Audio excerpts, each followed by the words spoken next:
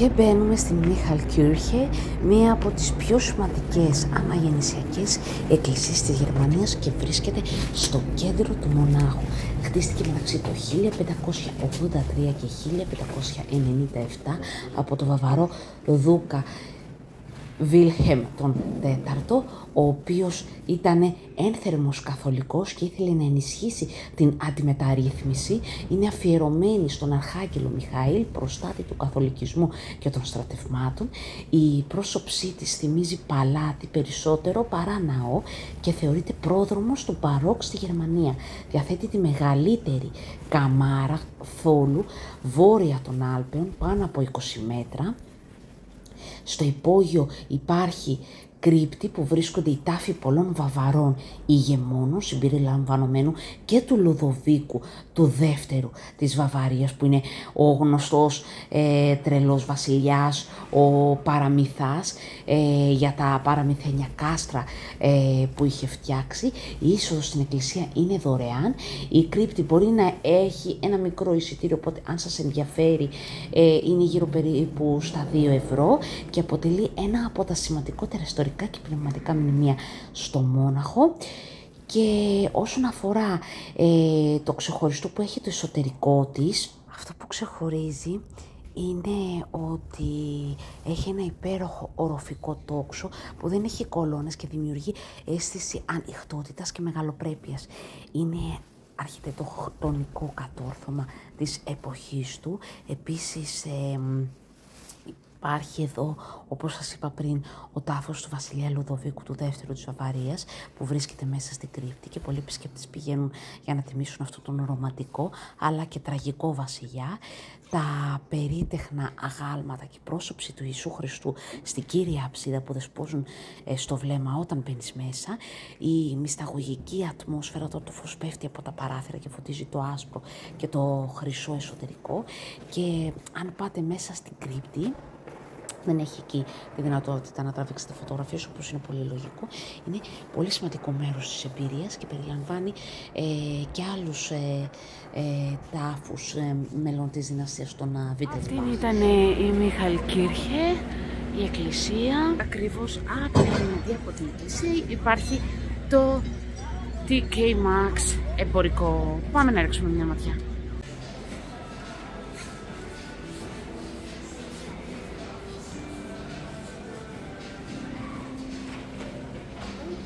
Θάλαμος με τσάντες, γυαλιά, καπέλα, αξεσουάρ, φουλάρια, ρούχα από εκεί, παπούτσια από εδώ, καλλιτικά, αντρικά, πάρα πολλά πράγματα. Λιανικό εμπόριο και εδώ. Την πυραρία που βλέπετε εδώ πέρα είναι μία από τις παλαιότερες μαζί με την Hofbräuhaus εδώ στο Μόναχο. Εδώ είναι άλλη μια πύλη. Γενικότερα έχω έρθει περίοδο που κάνουν πολλά έργα και συντήρηση κτηρίων, αλλά εντάξει. Εδώ στη Neuhauser Straße.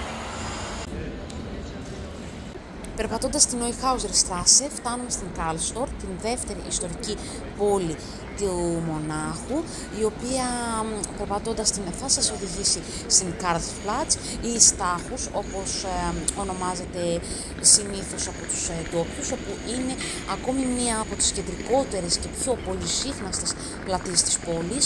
Η ονομασία Karlsplatz προέρχεται από τον Βαβαρό βασιλιά Καρλ Θεόδωρο, που ήταν ο ηγεμόνος του βασιλείου της Βαβαρίας τον 18ο αιώνα, και η πλατεία ανακαινίστηκε και ονομάστηκε έτσι προς τιμήν του. Η παραδοσιακή ονομασία Στάχους χρησιμοποιείται επίσης και αναφέρεται σε μια παλιά γειτονιά που υπήρχε στην περιοχή, ενώ ο όρος προέρχεται από τη γερμανική λέξη Στάχους, που σημαίνει στενό πέρασμα ή κλειστό πέρασμα, γι' αυτό άλλωστε και είναι ακριβώς μετά από την πύλη Karlstor. Το όνομα αυτό αναφερόταν στο στενό πέρασμα που υπήρχε στην περιοχή κατά την περίοδο του Μεσαίωνα, όταν η περιοχή γύρω από την πλατεία ήταν περιφραγμένη από τα τείχη της πόλης. Η πλατεία πλατεία είναι περιτριγυρισμένη από ιστορικά κτίρια και έχει το χαρακτηριστικό νεοκλασικό πυλώνα που χτίστηκε για να αποδώσει φόρο τιμής στον Καίσαρα Καρλ Θεόδωρο. Επίσης, στην πλατεία βρίσκεται και η αψίδα του Στάχους, η οποία είναι μία από τις πιο αναγνωρίσιμες τοποθεσίες. Η περιοχή γύρω από την πλατεία είναι το κέντρο εμπορικών δραστηριοτήτων με πολλά καταστήματα και καφετέριες. Η πλατεία είναι κοντά σε πολλά από τα σημαντικά αξιοθέατα του Μονάχου, όπως η Marienplatz που περάσαμε πριν από λίγο και η Kaufenstraße, ενώ η περιοχή γύρω από αυτήν είναι ιδανική για ψώνια και βόλτες. Η Karlsplatz ή Στάχους είναι σημαντική και για τη συγκοινωνία, καθώς συνδέει το κέντρο της πόλης με τις άλλες περιοχές μέσω του σιδηροδρομικού και του μετρό και του τραμ και πολλών λεωφορείων που περνάνε από εδώ. Γενικότερα το σιδηροδρομικό, το δίκτυο του Μονάχου είναι εξαιρετικό, όπως και γενικότερα οι συγκοινωνίες του Μονάχου.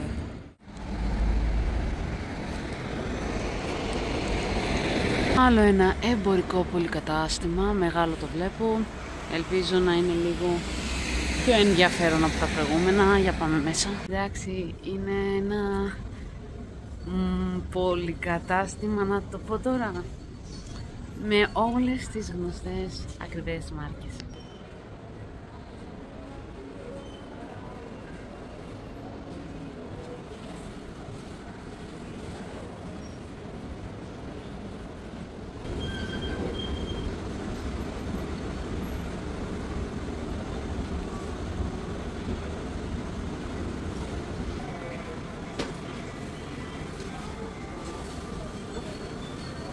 Οκ, εντάξει, μου φαίνεται λογικό γιατί είναι ψιλοάδιο. Εδώ είναι ο χώρος που μπορείς να φας και έχει και εξωτερικό χώρο έξω.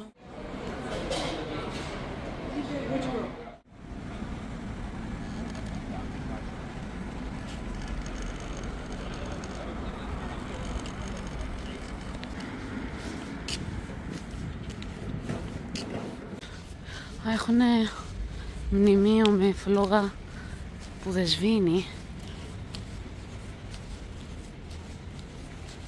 Υπάρχει ένα αντίστοιχο και στο Tarnów στην Πολωνία. Αλλά βέβαια αυτό συμβολίζει όλες τις ψυχές και τους ήρωες που πολέμησαν στο Δεύτερο Παγκόσμιο Πόλεμο κατά τον Ναζί. Εδώ οι Γερμανοί δεν ξέρουν.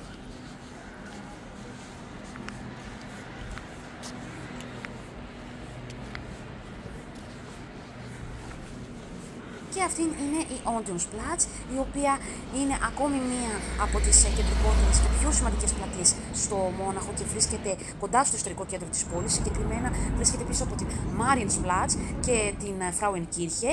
Συνδέει πολλές κεντρικές οδούς όπως την Maximilianstraße και την Ludwigstraße. Η πλατεία πήρε το όνομά της από το Odeon, ένα μουσικό και θεατρικό κτίριο που χτίστηκε το 1820. Το Odeon ήταν το κεντρικό μέρος μουσικής και πολιτισμού του Μονάχου και η πλατεία δημιουργήθηκε γύρω από αυτό το σημαντικό πολιτιστικό σημείο. Αποκαλείται λοιπόν Odeonsplatz λόγω του μουσικού της χαρακτήρα. Επίσης, η Theatrinenkirche είναι μια εντυπωσιακή μπαρόκ εκκλησία που βρίσκεται στη νότια πλευρά της πλατείας και είναι γνωστή για την αρχιτεκτονική της και την διακόσμησή της.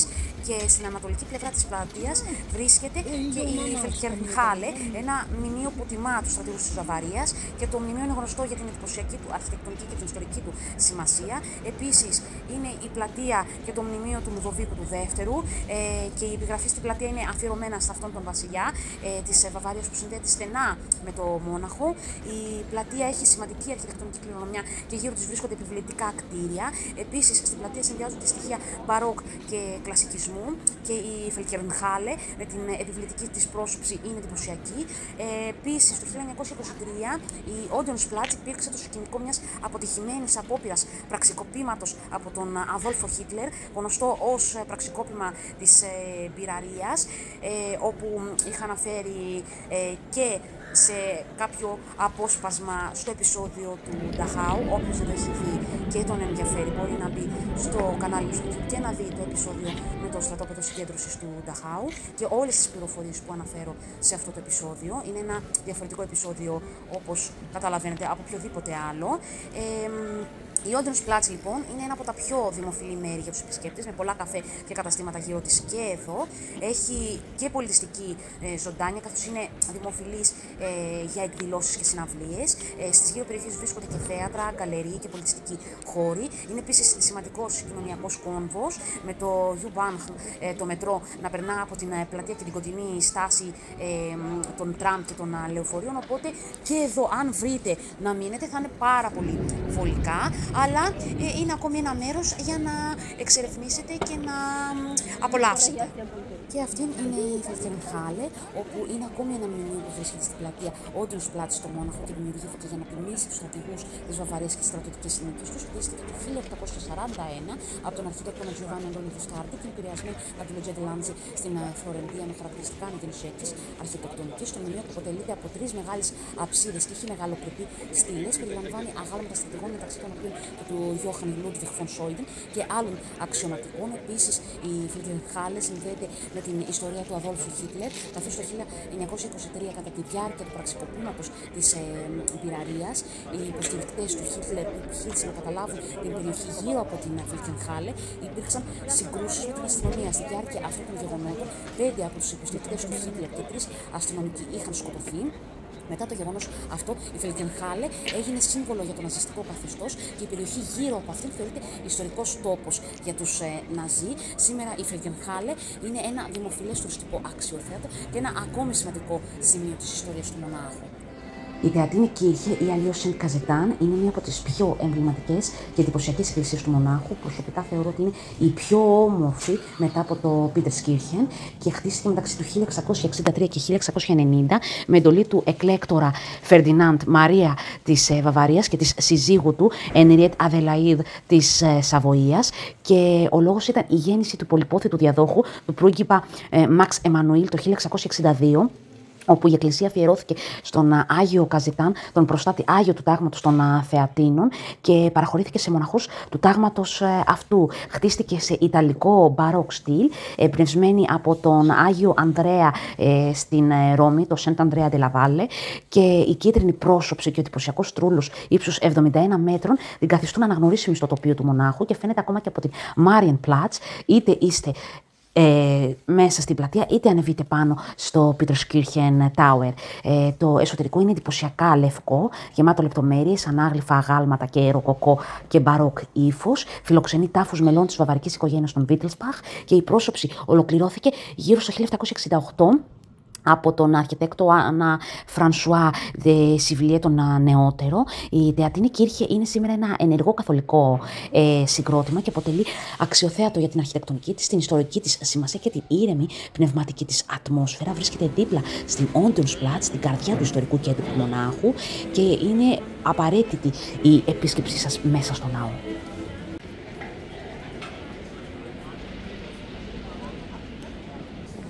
Ακριβώς μπροστά από το Φανχόφε, που είναι ακόμη ένα εμπορικό κέντρο εδώ στην πόλη, υπάρχει αυτό το υπέροχο ζαχαροπλαστείο με αυτά τα λιλιπούτια γλυκάκια, μικροσκοπικά και πανάκριβα, αλλά έργα τέχνης. Πω.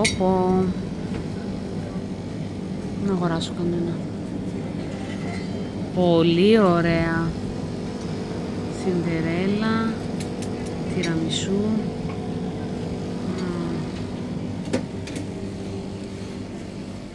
Χουασάν.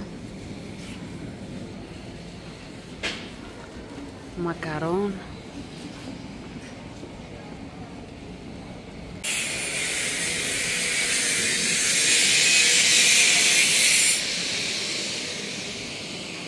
Μπαίνοντας στο εμπορικό,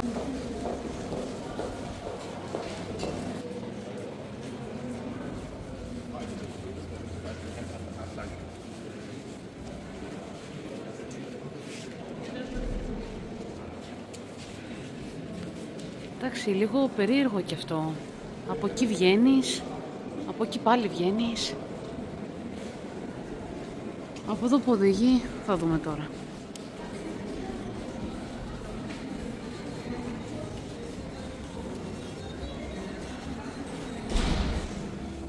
Κι άλλο ένα Pastry Boutique.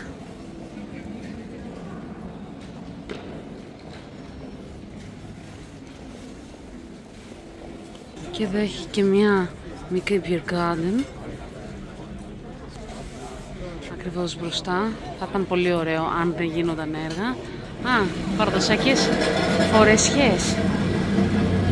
Εδώ βλέπετε τη Βαβαρική Ακαδημία Καλών Τεχνών, που βέβαια βρίσκεται δίπλα στο Radisson Palace, το βασιλικό ανάκτορο, αλλά τώρα με τα έργα που γίνονται δεν μπορεί να φανεί η ωραία πλατεία που το περιβάλλει.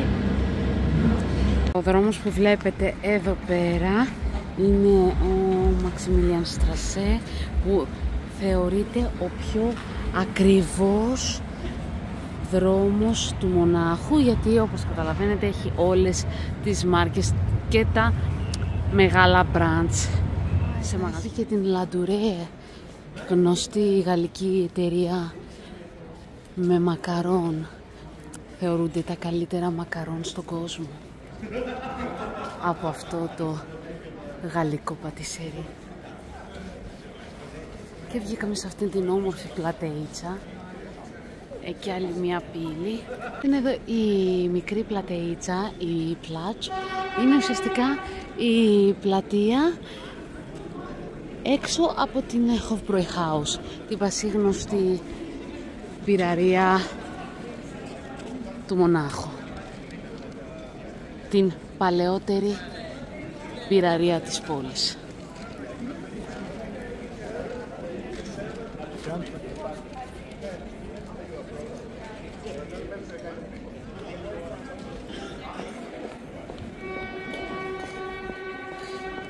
Εδώ στο Oktoberfest γίνεται χαμός.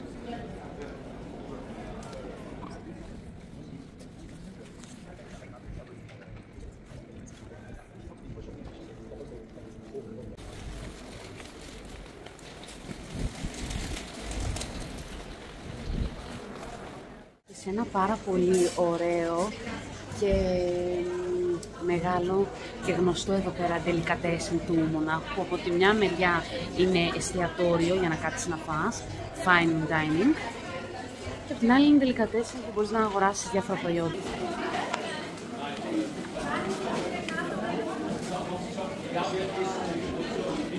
Και έχει και πάρα πολύ κόσμο.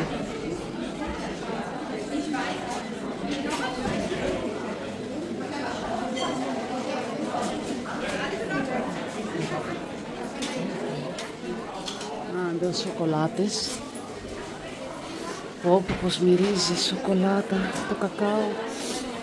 Wow. Πάνω ανεβαίνεις στο μπιστρό που έχει. Όπου τέλεια. Εδώ έχει καφέ να αγοράσεις. Διάφορες ποικιλίες φρέσκο καφέ, κόκκους.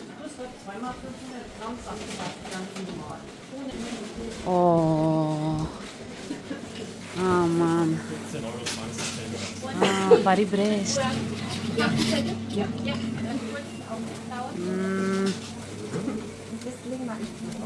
Εντάξει, οι τιμές είναι λογικές για το μέρος. Έχει και από εκεί. Τέλειο.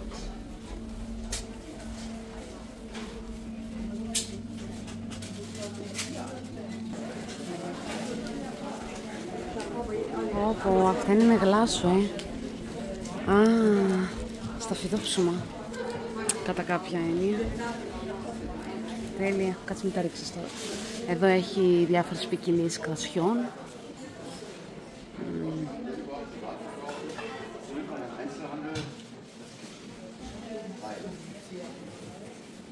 Λικέρια. Πάρα πολλά. Α, λεμοντσέλο. Και μεγάλο και μικρό. Και με κρέμα λεμοντσέλο. Για μπαμπά ρούμ αυτά είναι τέλεια. Βιολογικό. Πάρα πολλά.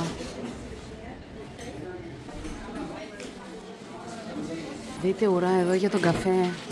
Μυρίζει κιόλας. Αν και εμένα δεν μ' αρέσει καθόλου ο καφές, με ιδιάζει. Εδώ έχει τσάι.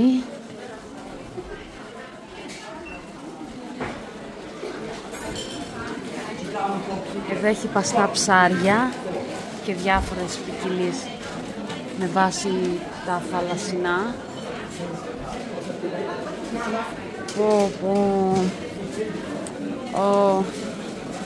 Τέλειο. Αμάν.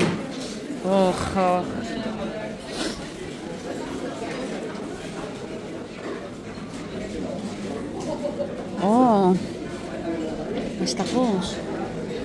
Σάλτσες εδώ που τους βάζεις πάρα πολλές σάλτσες. Αυτά τώρα ξέρετε είναι να πάρεις μια μερίδα ανθρώπου είναι, δεν είναι... Παίρνεις από ένα μπολ και συμπλήρεις. Δεν θες κάτι άλλο. Ένα μπολ το καθένα και μια χαρά. Και εδώ έχει αλήματα, τυριά πάλι και εδώ. Αυτό μοιάζει με χαλβά. Τυριά, πάρα πολλά τυριά. Δείτε αυτό εδώ με το κράνμπερι. Τέλεια. Καρδούλα. Τσέντερ είναι αυτό, παλαιωμένο. Μάλιστα. Πολύ ωραία. Και αυτά εδώ πολύ ωραία.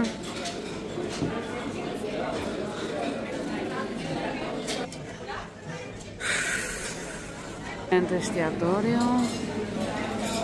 Εδώ άλλες σαλάτες. Εδώ βλέπεις ακριβώς το ψάρι, τα θαλασσινά που θες να φας. Μανατικό. Εδώ με σάλτσες.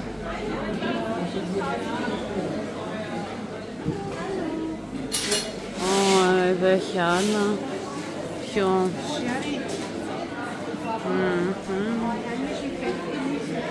Τι είναι αυτό? Γεμιστά σαν... It's okay. Πατάτες. Ζυμαρικά με σπανάκι. Μπασμάτι ρύζι με λαχανικά. Αυτό είναι γκουλάς.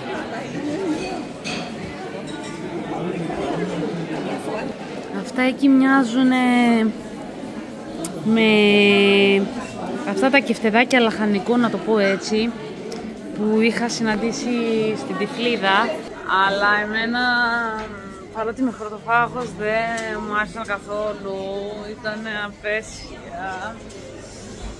Πραγματικά ήταν καθόλου ωραία και τα είχα φάει σε καλό εστιατόριο.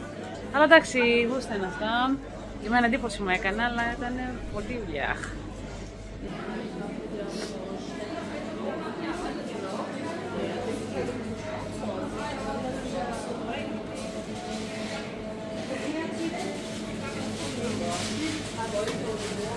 Φωκάτσια.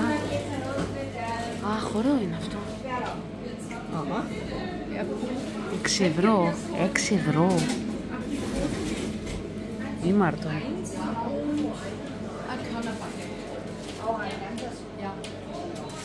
Ήμαρτον, 6 ευρώ το ψωμί.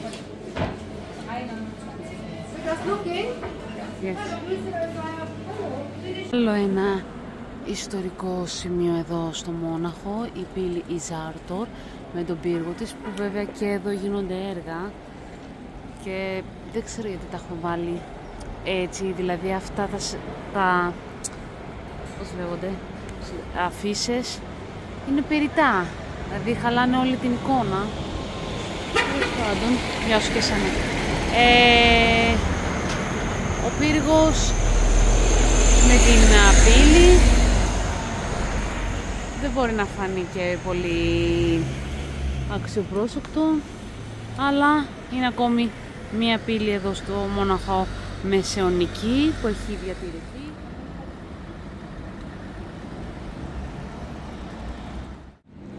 Και είμαστε ακριβώς στη γέφυρα του ποταμού Ίζαρ και ακριβώς μπροστά μας βλέπουμε μια τεράστια, πολύ επιβλητική και εντυπωσιακή Ευαγγελική Εκκλησία του Αγίου Λουκά. Βέβαια αυτή τη στιγμή δεν είναι επισκέψιμη, γιατί και εδώ γίνονται έργα νοικοδόμησης του ναού, Αλλά είναι πραγματικά πάρα πολύ όμορφη απ' έξω, όπως τη βλέπετε. Και πάμε προς την Ιζερστάντ, την παραλία, να το πω τέλος πάντων. Εδώ που το καλοκαίρι, γενικότερα μόλις ανοίξει ο καιρός, οι ντόπιοι πηγαίνουν για να κάνουν μπάνιο.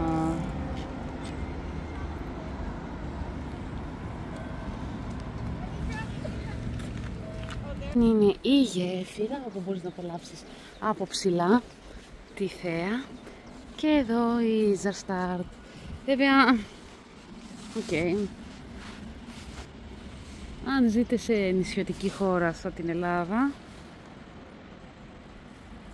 σίγουρα... κουτσουνάκι! Τέλος. Κι άλλο! Τρίτο! Λοιπόν, ναι. Σίγουρα δεν θα σκεφτείτε ποτέ να κάνετε μπάνιο εδώ, αλλά για ανθρώπους που δεν έχουν θάλασσα, τέτοιες επιλογές είναι ιδανικές για αυτούς. Εδώ κάνουν μπάνιο οι ντόπιοι. Βλέπω και έναν κύκνο εκεί, στο βάθος.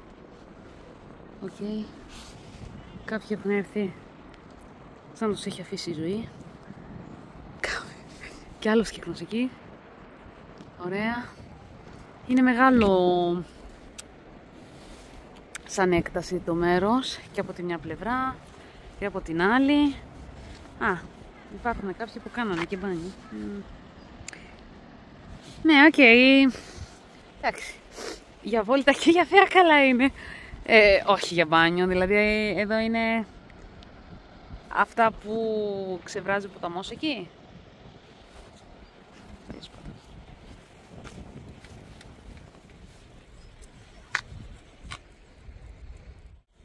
Εδώ κάνουν και μπιλιάρδο μέσα στα δέντρα και στη φύση. Εδώ είναι ένας φυσικός χώρος όπου έρχονται οι ντόπιοι για να θλιθούν, να χαλαρώσουν, να περάσουν ξέγνιαστα. Είναι μια όαση πράσινου και φυσικής δραστηριότητας μέσα στη φύση.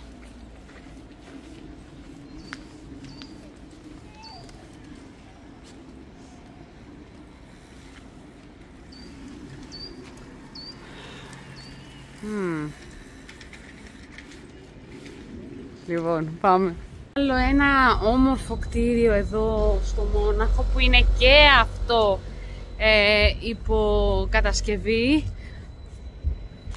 Υπουργείο της Βαβαρίας, το Maximillennium. Δείτε λεπτομέρεια.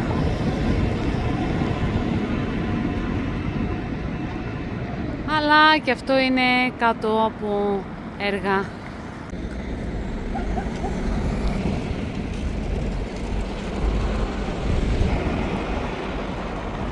Ακριβώς μετά από το Maximillennium είναι η Spiegelplatz, η οποία είναι μια μεγάλη έκταση πράσινου για περπάτημα, ποδηλατάδα, χαλάρωση, πεζοπορία.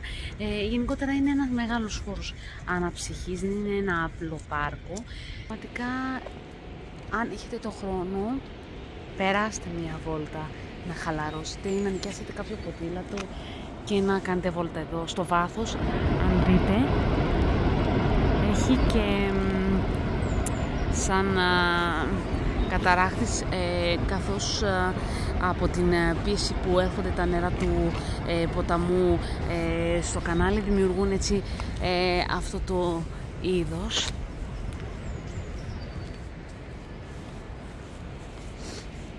Εδώ φέρνουν και τα σκυλάκια τους για να τρέξουν, είναι τεράστια έκταση και πικνίκ κάνουν το καλοκαίρι εδώ.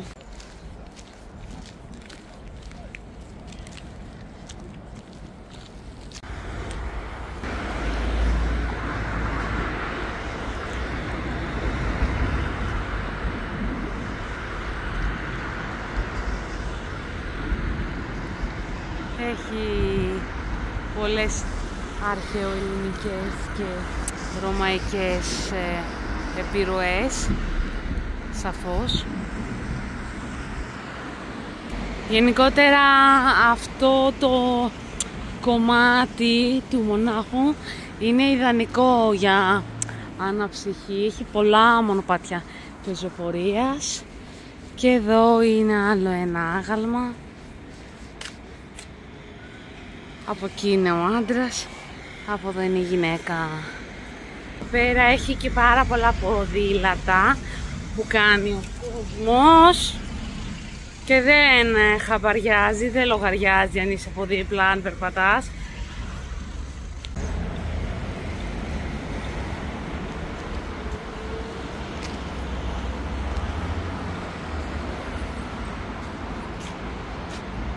Λοιπόν, ακριβώς κάτω από το άγαλμα της Ελευθερίας υπάρχει αυτός ο υπόγειος πεζόδρομος, ο οποίος είναι γεμάτος με μιουράλ.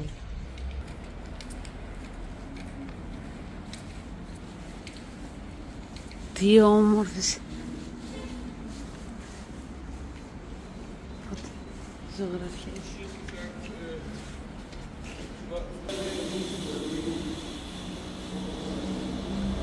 Τέλειες.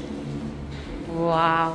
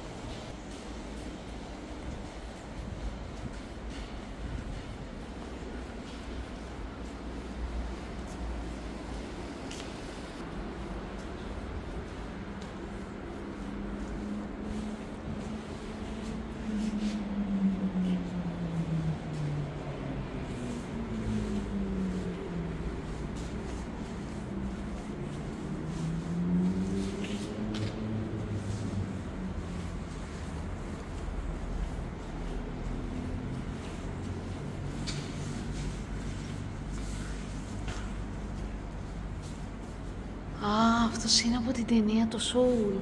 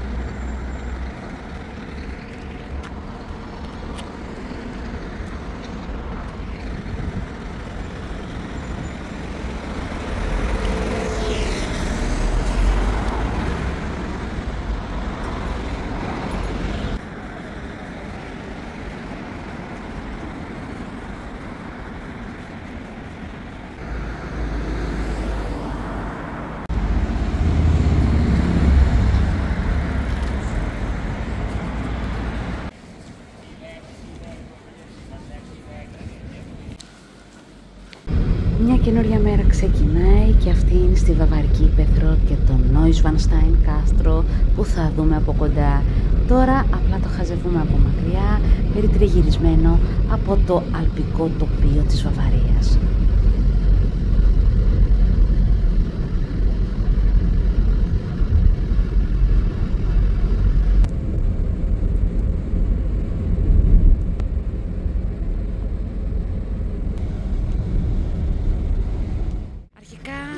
Neuschwanstein. Κοστίζει 21 ευρώ το εισιτήριο και 21 ευρώ το Hochschwangau, το οποίο είναι το κάστρο που είδε τελειωμένο ο Λουδοβίκος ο δεύτερος και στο οποίο έζησε. Το Neuschwanstein είναι το κάστρο των ονείρων του, το κάστρο που οραματίστηκε, που φαντάστηκε, αλλά δεν μπόρεσε ποτέ να δει τελειωμένο γιατί πέθανε. Και επίσης το κάστρο αυτό λόγω των δεδομένων δεν ολοκληρώθηκε ποτέ. Τα τεινά τώρα ποια είναι? Το εισιτήριο ασφαλώς είναι πάρα πολύ ακριβό για να πάτε να δείτε με ένα από τα ομορφότερα, διασημότερα και σπουδαιότερα αξιοθέατα όλης της Γερμανίας και παγκοσμίως, αλλά είναι 21 ευρώ, τα οποία δίνεις και ουσιαστικά κάνεις μια ομαδική ξενάγηση, δεν μπορείς να μπεις μόνος σου μέσα, να περιηγηθείς με την ησυχία σου, με τον χρόνο σου, με το πάσο σου στο κάστρο. Μπαίνεις με ομαδικό group. Η όλη ξενάγηση διαρκεί μόνο 35 λεπτά και στη συνέχεια το πιο ωραίο σημείο από όλα αυτά είναι ότι δεν επιτρέπεται να τραβήξεις ούτε φωτογραφίες ούτε βίντεο μέσα στο εσωτερικό του κάστρου. Είναι πάρα πολύ αυστηροί και σε ελέγχουν συνεχώς, δεν μπορείς να κάνεις τίποτα. Οπότε το ίδιο ισχύει και στο Hochschwangau. Για να ανέβεις πάνω δεν μπορείς να ανέβεις είτε με το αυτοκίνητο σου είτε με τα πόδια. Έχουν ειδικό λεωφοριάκι που σε ανεβάζουν πάνω στο κάστρο, το οποίο φυσικά δεν περιέχεται μέσα στο εισιτήριο και δεν είναι δωρεάν. Κοστίζει 3,5 ευρώ η μία διαδρομή. Επίσης για τα παιδιά έως 6 ετών το εισιτήριο είναι δωρεάν. Από 7 ετών μετά δεν θεωρούνται παιδιά και έχουν την ίδια ακριβώς τιμή με έναν ενήλικα το εισιτήριο. Αν έρθετε όμως σε περίοδο τουριστικής σεζόν και ώρα αιχμής, π.χ. 11, 12, 1 η ώρα, θα πρέπει οπωσδήποτε να κάνετε προκράτηση εισιτηρίου, γιατί έχει απίστευτο κόσμο. Η προκράτηση εισιτηρίου λοιπόν κοστίζει 2,5 ευρώ, οπότε δίνεις δηλαδή 2,5 ευρώ για να προκρατήσεις ότι θέλεις να κάνεις αγορά εισιτηρίου, κράτηση δηλαδή τη συγκεκριμένη ώρα και μέρα που θέλεις να έρθεις στο κάστρο. Επίσης να αναφέρω ότι και τα δύο κάστρα μπορείς να τα βγάλεις εισιτήριο μαζί είτε μεμονωμένα, γιατί κάποιοι μπορεί να θέλουν να πάνε μόνο στο Neuschwanstein, κάποιοι μπορεί να θέλουν να πάνε και στα δύο, κάποια μπορεί να θέλουν να κάνουν το συνδυασμό και των τριών καστρών, δηλαδή Neuschwanstein, Hochschwangau και Bavarian. Οπότε οι τιμές είναι γύρω στα, για τα τρία κάστρα, γύρω στα 60 ευρώ, για το Hochschwangau και το Neuschwanstein είναι στα 41 ευρώ, και αν θέλετε ένα από τα δύο κάστρα είναι στα 21 ευρώ. Είναι πάρα πολύ ωραία κάστρα σίγουρα και τα δύο. Αν έχετε τη διάθεση, το χρόνο και είστε και με όλα αυτά, πληρώνετε, μπαίνετε, τα απολαμβάνετε κτλ. Εγώ δυστυχώς, επειδή θέλω να επισκεφτώ πολλά βαβαρικά χωριά, τα οποία θεωρώ ότι είναι πολύ πιο σημαντικά, πιο σπουδαία και πιο εντυπωσιακά και όμορφα να αφιερώσετε χρόνο εφόσον βρίσκεστε στη Βαβαρία για να τα δείτε, από το να χάσετε τόσο χρόνο στα κάστρα. Και δεν έχω αυτή την άνεση χρόνου, δεν θα πάω στο Hochschwangau, ίσως κάποια άλλη στιγμή στο μέλλον μπορεί να πάω. Επίσης θεωρώ τεράστια αισχροκέρδεια και εκλεψιά και εκμετάλλευση όλο αυτό, οπότε και για δεοντολογικούς λόγους. Να πάτε τουαλέτα, να σας πω και ένα άλλο πάρα πολύ ωραίο πράγμα που συμβαίνει εδώ, σε αυτήν την πολύ τίμια επιχείρηση που έχει στηθεί γύρω από την εμπορευματοποίηση αυτού του αξιοθεάτου, είναι πως πληρώνετε για να πάτε να μπείτε στην τουαλέτα.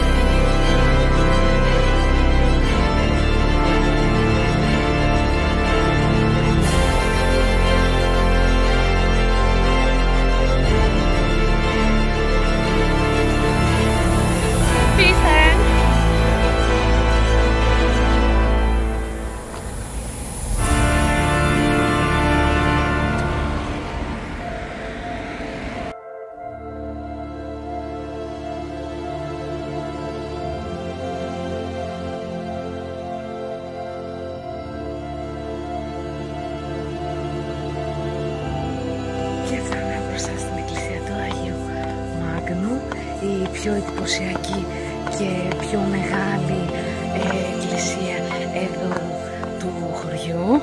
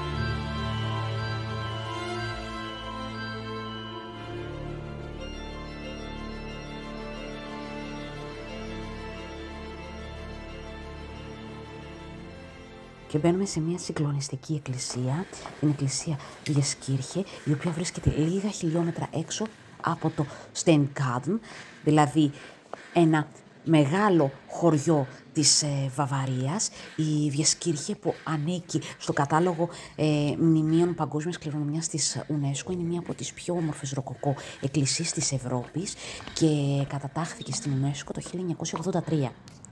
Κατασκευάστηκε μεταξύ του 1745 με 1754 από τους αδερφούς Ντομινίκους και Γιώχαν Μπάπτιστ Ζίμερμαν, με τον Ντομινίκους ως αρχιτέκτονα και διακοσμητή.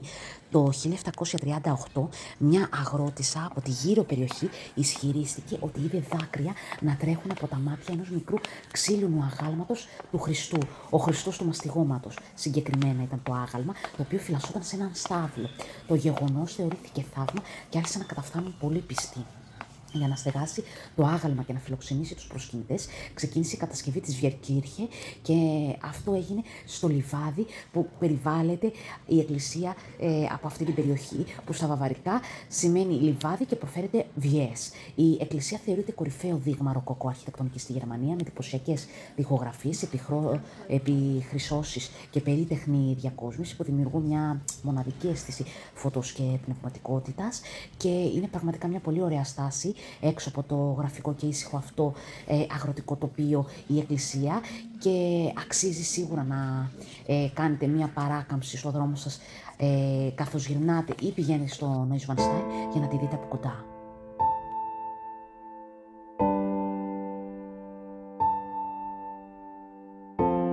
Και μόλις φτάσαμε στο χωριό Berchtesgaden, εκεί στην κορυφή βρίσκεται το Eagle's Bird, που ήταν το καταφύγιο του Χίτλερ.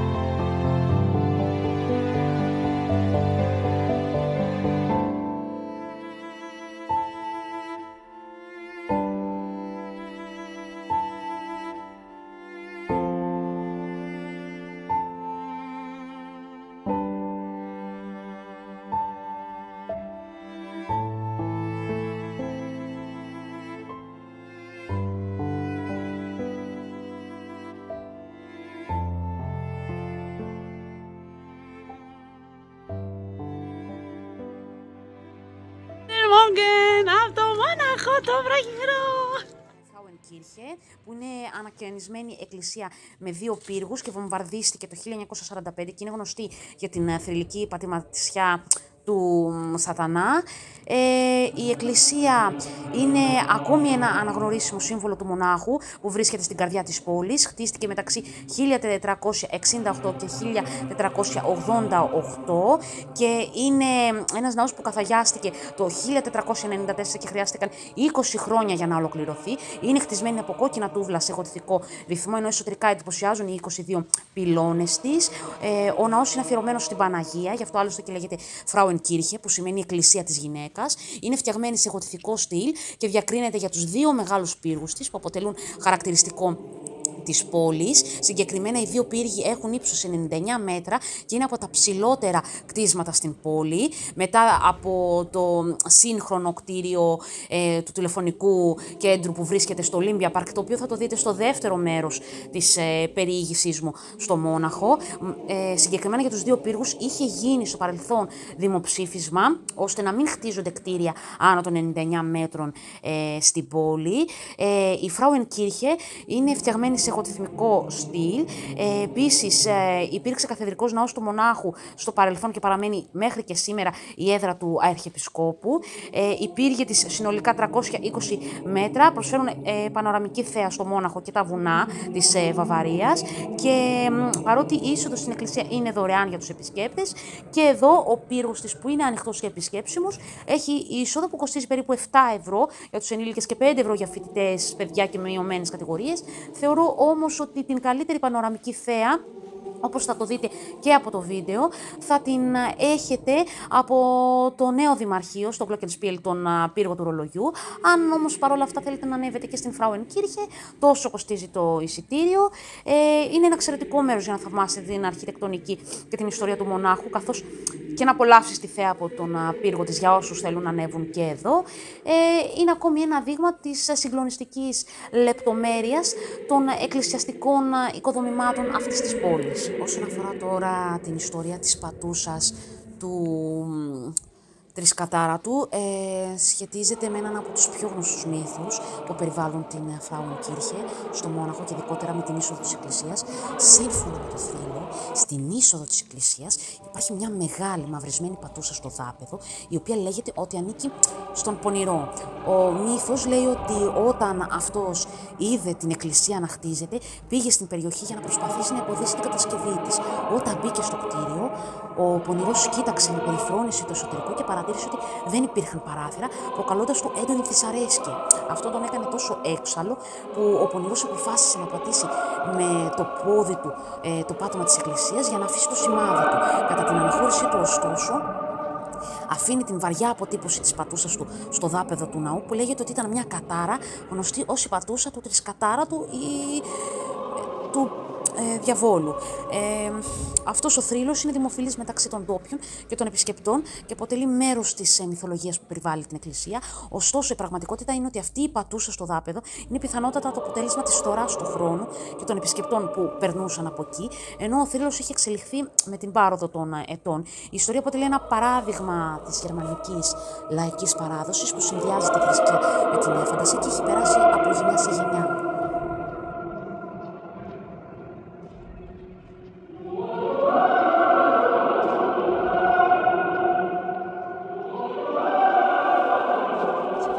Πρωινό μου, κάπως λιτοδίαιτα και απλά.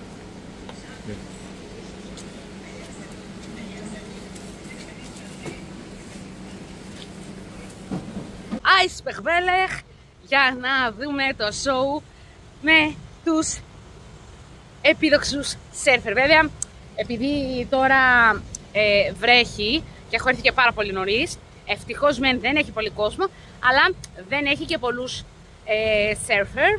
Βλέπω κάτι πολύ ωραία κορμιά. Λοιπόν!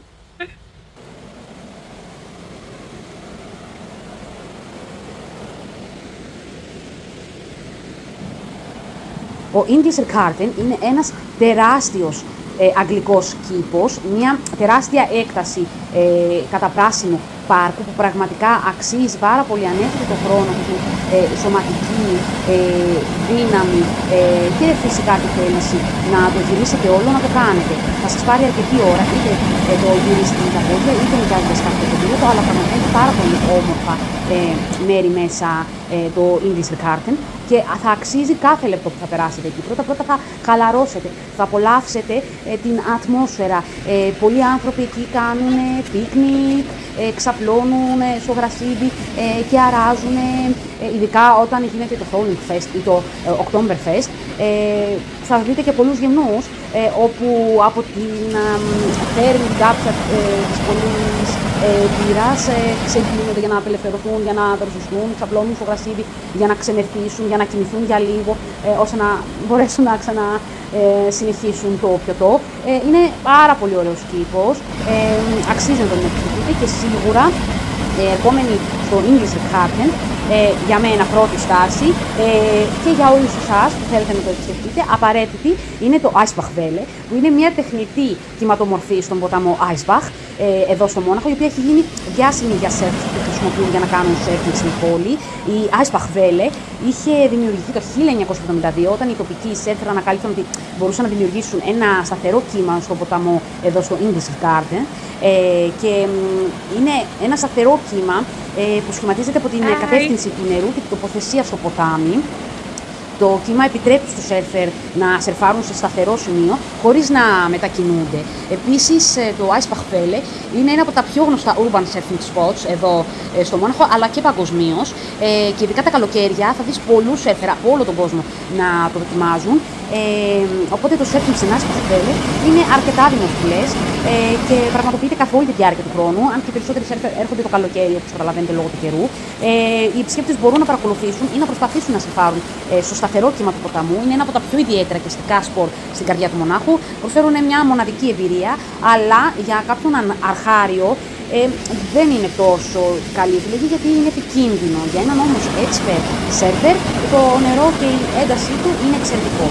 Οπότε αξίζει. Απολαύστε το θέαμα.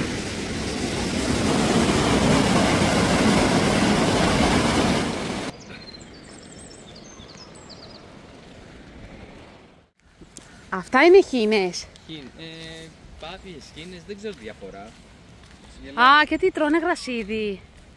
Κοίτα τι όμορφες που είναι και πολλές.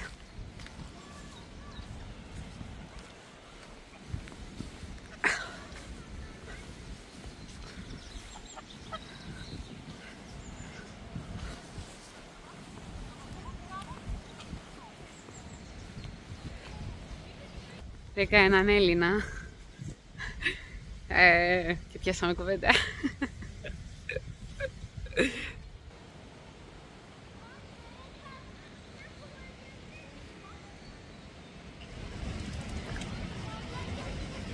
Τι όμορφα ζώα.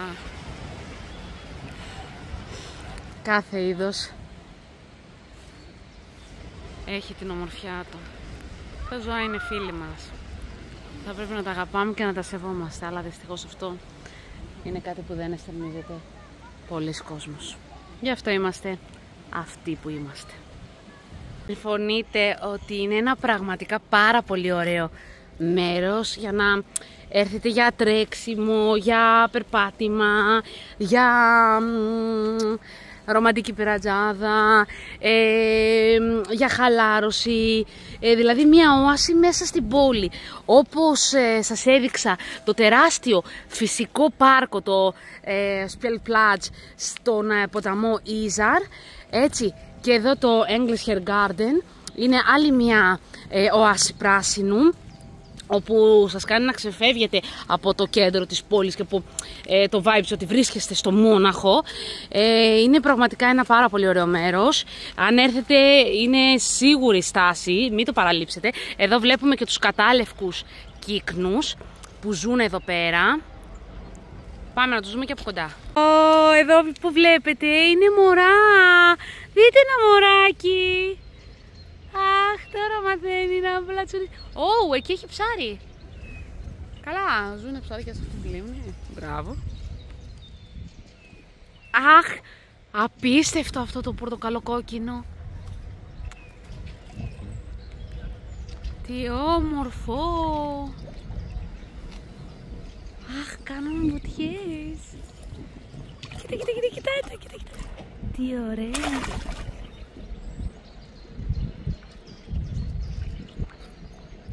Πάπιες, χήνες.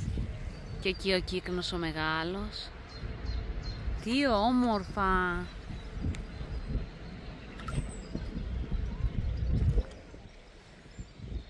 Καλά, αυτό νομίζω είναι το πιο όμορφο, πραγματικά.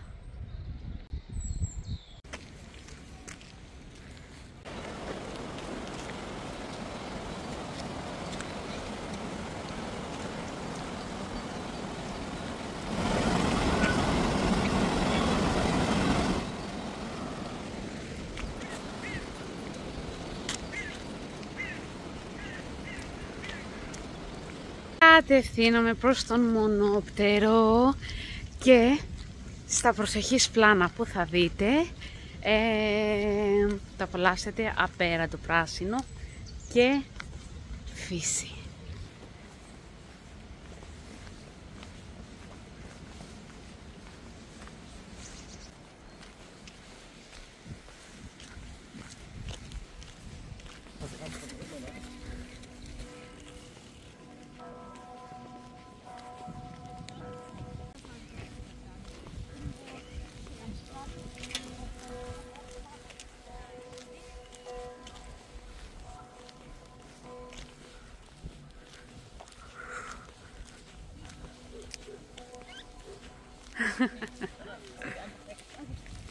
Τι ωραία σκυλάκια.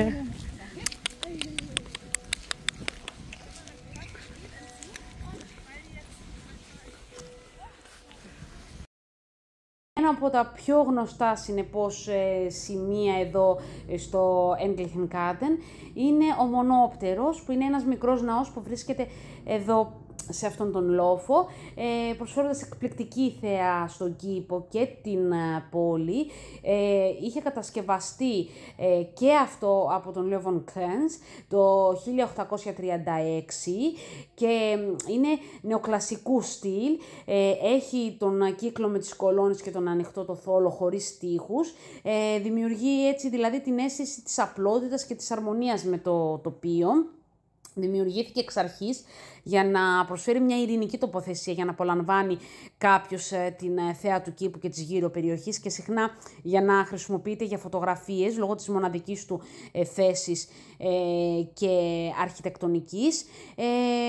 Ο ναός ήταν μέρος της προσπάθειας του βασιλιά του Λουδοβίκου του Πρώτου για την οργάνωση και τη διαμόρφωση του Anglican Garden ως ιδανικού δημόσιου πάρκου για τους κατοίκους του μονάχου, συνδέοντας έτσι και την φύση με την ανθρώπινη δημιουργία, αλλά και την αγάπη του για την ελληνικο-ρωμαϊκή αρχιτεκτονική και μυθολογία.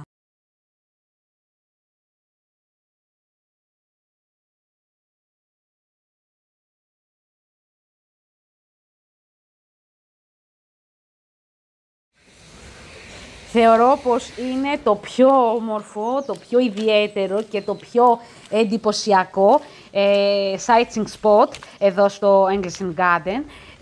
Παρ' όλα αυτά, είναι ακόμη ένα πολύ γνωστό άξιο θέατο.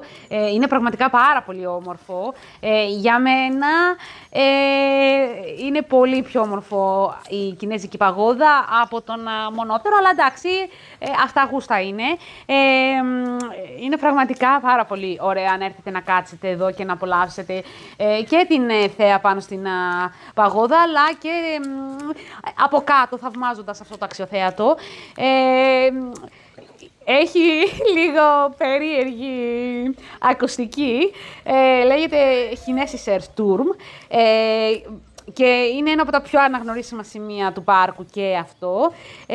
Η Chinesis Turm κατασκευάστηκε το 1789 από τον αρχιτέκτονα Giovanni Antonio Viscardi και αρχικά ήταν ξύλινη.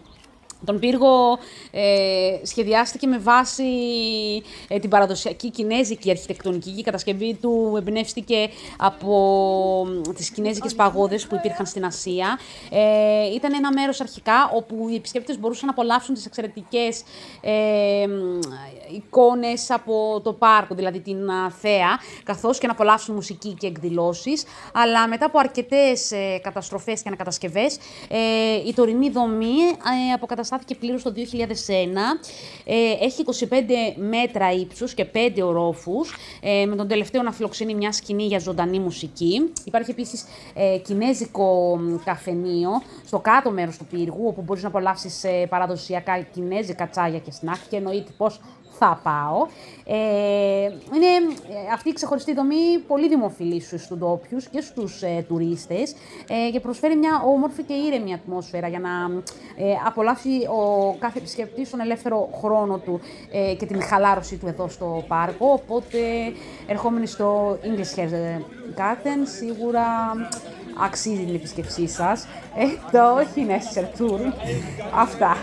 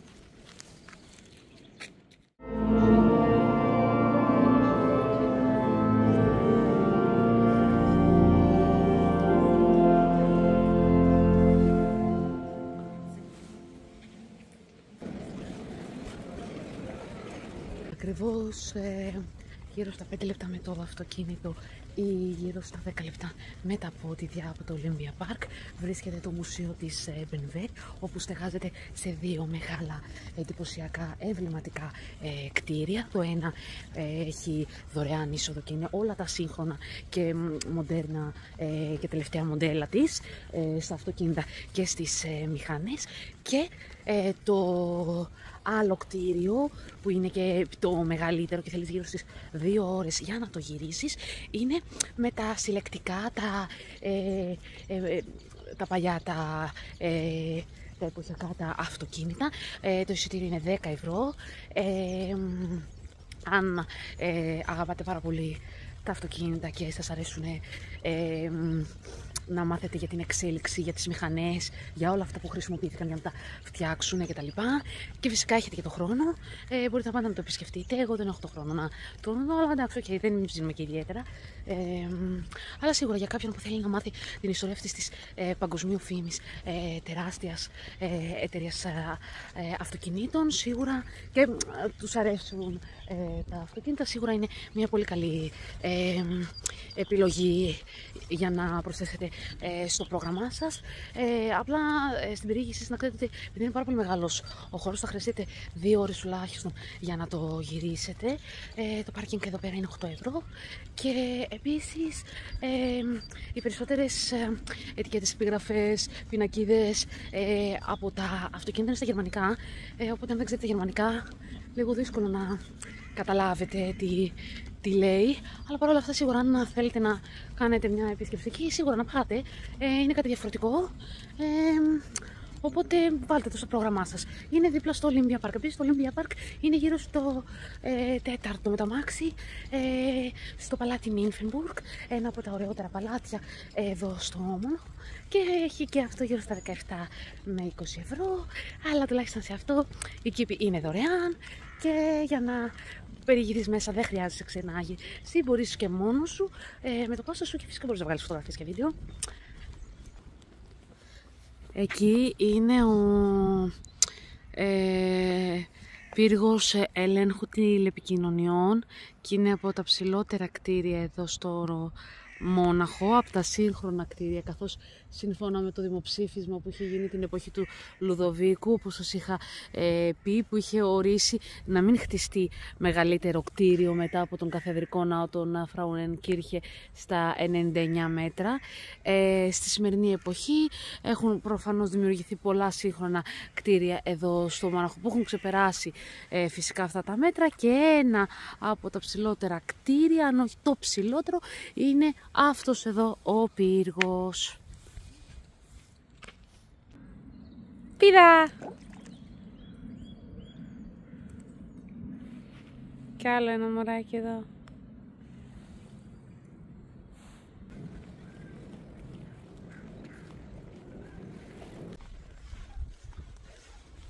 Υπέροχο πάρκο, πραγματικά. Το συστήνω επιφύλακτα.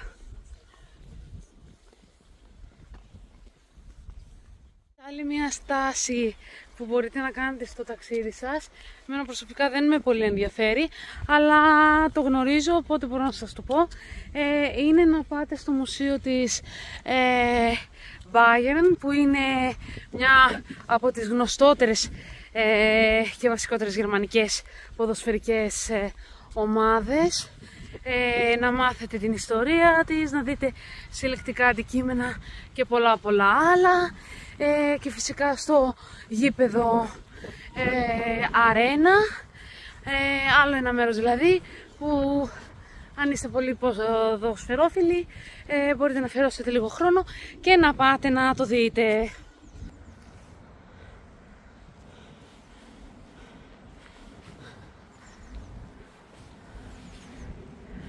Αυτό πρέπει να είναι γυναίκα, έτσι πως είναι. Το κτίριο αυτό εδώ πέρα είναι της άλλης γερμανικής πολύ γνωστής εταιρείας αυτοκινήτων, της Mercedes.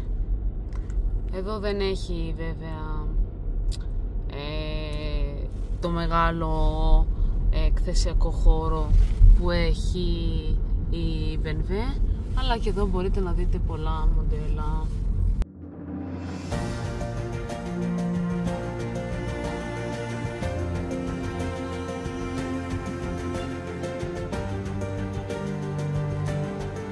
Και βρισκόμαστε ακριβώς έξω από το Nymphenburg Palace.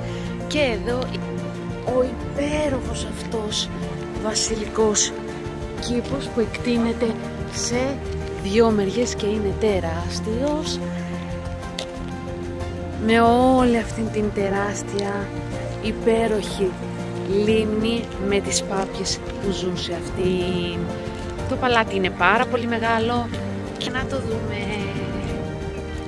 Άλλο ένα εξαιρετικό, τόσο όμορφο και εντυπωσιακό παλάτι που διαθέτει εδώ το Μόναχο. Γενικότερα, μετά την Πολωνία θα πω πάλι, η Γερμανία είναι ακόμη μια χώρα με πάρα πολλά κάστρα και παλάτια, ιστορικές περιοχές και γραφικά τοπία, υπέροχες πραγματικά κινηματογραφιστικές παλιές πόλεις και δρομάκια.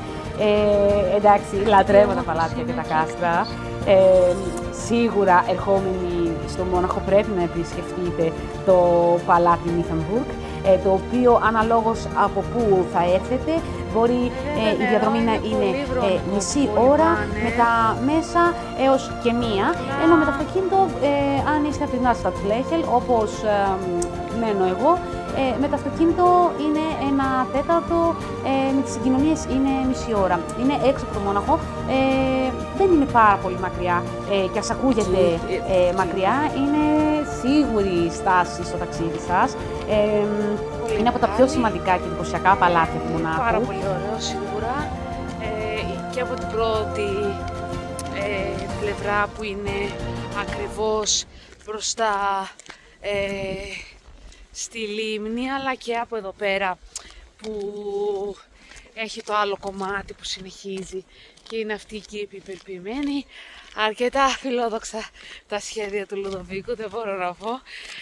Εντάξει, νομίζω όμως αυτό είναι φυσιολογικό ότι στην μεσαιωνική εποχή όλοι οι βασιλιάδες μεταξύ τους ανταγωνίζονταν ποιος θα κάνει το πιο ωραίο, το πιο εντυπωσιακό και το πιο μεγάλο κάστρο.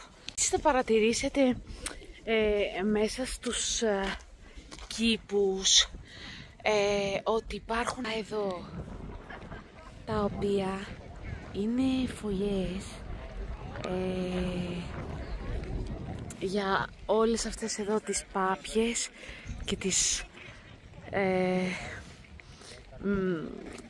για όλες αυτές τις πάπιες τέλος πάντων στο σπίτι τους και που προφανώς εκεί φυλάνε τα αυγά τους για να μεγαλώσουν οι νεοσύοι. Έχω δει πάρα πολλά μωρά, οπότε καλό είναι να προσέχετε αν περπατήσετε, που δεν νομίζω ότι χρειάζεται, αν περπατήσετε στο βασίλειο να προσέχετε, μην πατάτε πάνω σε αυτές. Εντάξει, για κάποιον αδιόρατο λόγο, ωραίο το τοπίο εδώ στο Νίφενμπουργκ.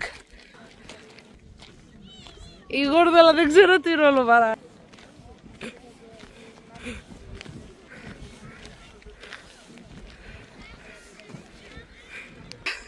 Όσο μεγάλη περατζάδα έχει, δηλαδή συνεχίζει πολύ μακρύς δρόμος, δηλαδή αν κάποιος μένει εδώ πέρα ή αν ταξιδέψετε και έχετε πολύ χρόνο, πραγματικά έχετε απλέτιο χρόνο να περπατήσετε και να χαλάρωσετε σε αυτούς τους απέραντους κήπους.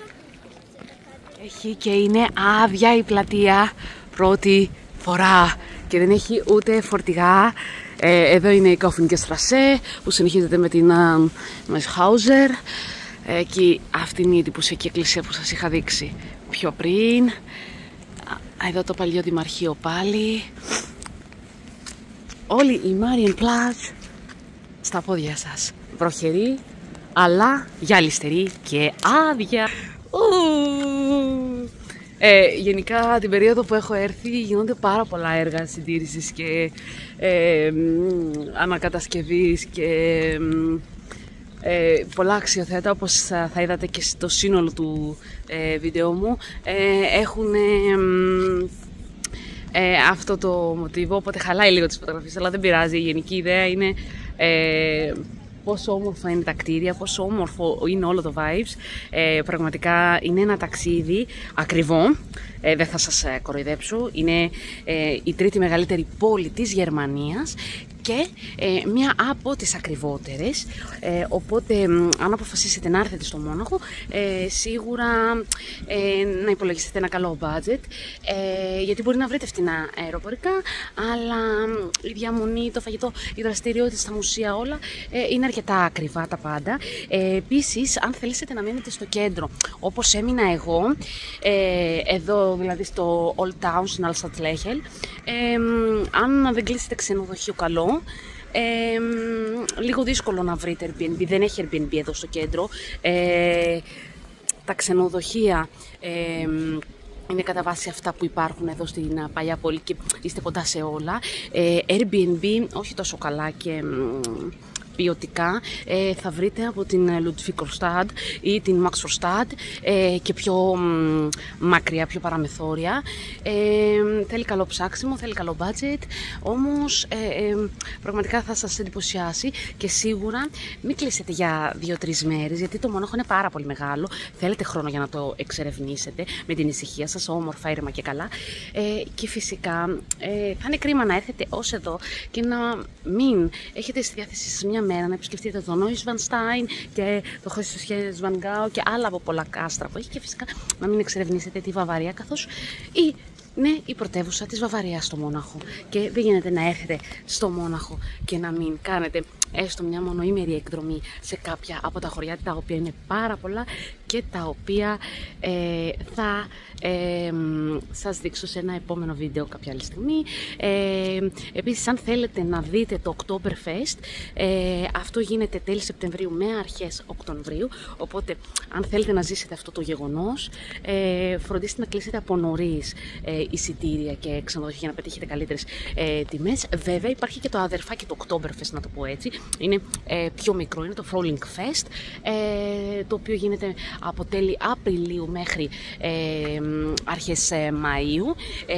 Είναι το ανοιξιάτικο Oktoberfest, είναι μια πολύ ωραία εμπειρία και αυτήν. Όποτε έρθετε, είτε τον Οκτώβριο είτε την Άνοιξη, θα ζήσετε αυτό όλο το vibes αυτής της γιορτής μπύρας με ένα πολύ καλό προγραμματισμό. Μπορείτε να κάνετε ένα υπέροχο ταξίδι, οπότε θα τα ξαναπούμε εδώ από το Μόναχο σε ένα δεύτερο μέρος, αυτή τη φορά είτε στο Oktoberfest είτε στο Frühling Fest, θα αποφασίσω εν καιρό, και φυσικά για να δούμε και τα υπόλοιπα χωριά της Βαβαρίας, όπως το Oberammergau, το Garmisch-Partenkirchen, το Mittelwald και πολλά άλλα γραφικά, κλασικά, πανέμορφα παραδοσιακά βαβαρικά χωριά, τα οποία δεν χωράνε σε ένα ταξίδι και τα οποία έχουν τόσα πολλά να σου δείξουν, τόσα πολλά συναισθήματα να σε γεμίσουν, που πραγματικά αξίζει να αφιερώσεις χρόνο. Οπότε τα λέμε, γεια σας!